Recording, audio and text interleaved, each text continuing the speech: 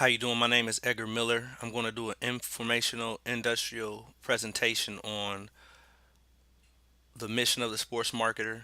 I'm going to cover three things: the prestige of sports itself, how and why it has that. I'm going to cover how people market through sports because of the prestige that it has, and I'm also going to cover uh, the sports marketer. The prestige or cachet of sports is due to the fact that sports is an analogy of life itself. Like any relationship, whether it be family, friends, business, colleagues, or coworkers, a sports organization is built on unity, like mindedness, culture, and belief. Each of us have principles, philosophies, or codes we live by in order to achieve the goals we set in our respected relationships. As fans, we combine everything surrounding an organization. We take everything that's surrounding that organization and measure that organization's level of competency. We measure according to our principles, our philosophies, or our codes. This is our way of applying us to our organization because we believe that this will bring a winner and we want to take a franchise from where it is to a winner. This is why fans want to see this coach, this player or that player, draft this player, draft that player, fire him, do this, do that. We want to be in the GM's position because we feel that we understand what it takes to make a winner because we want to be winners in our lives. And we use these principles, these philosophies, or these codes in order to become winners in our own lives. The similarities of life and sports creates the passion the fans have for the sport itself and also the prestige that the sports has.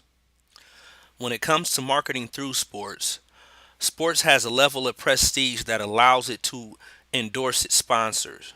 It gives them approval, support, and sustainment. I'll give you an example of what I'm saying.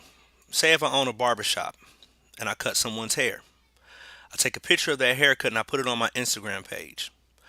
That gets the word out there. I'm a barber. I can cut pretty good. Now let's say I take a picture of me cutting an athlete's hair, a famous NBA basketball player's hair. That now takes me from bottom shelf to top shelf. It brings my quality up.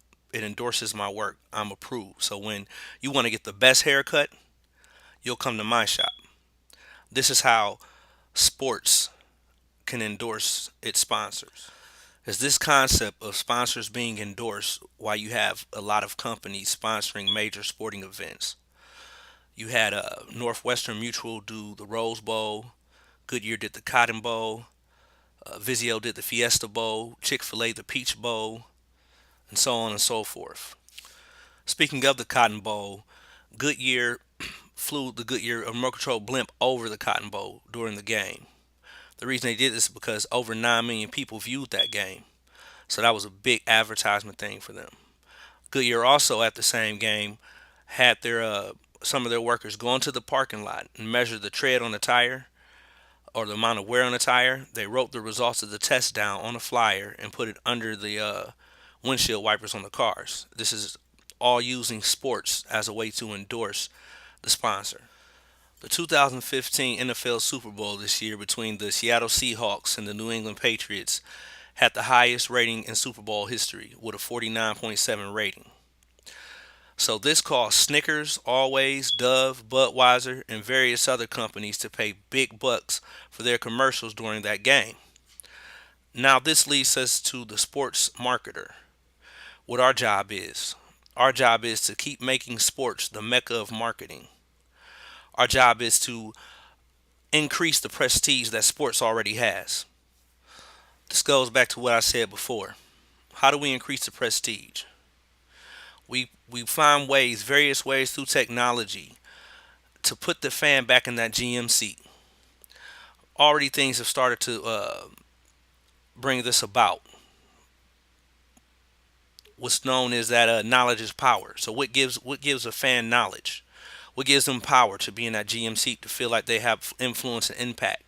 You look at things like fantasy football that begin to make them scouts. They start to look at individual players for stats, for their team ability. They really it really puts them in the seat of a scout, of an individual. It gives them that knowledge and that input. They look at sports talk radio. They're allowed to call in and give their input on what they feel the organization is doing and how they feel organization is doing wrong or right, or what they should do next. Their opinion and their step. They're upfront on the draft. All those things are televised and sporting events that are sought for. So our job as sports marketers are to find ways to use applications, social media, any form of technology to give that fan that GM seat, to allow him or her to present themselves or to increase their knowledge on an organization or in sports itself. This is what makes the fan want to engage in sports because, like I said, sports is an analogy to life itself. So, to simplify things, the mission of the sports marketer is to use art, design, technology, and sports knowledge to empower fans through various ways and to increase the prestige of sports.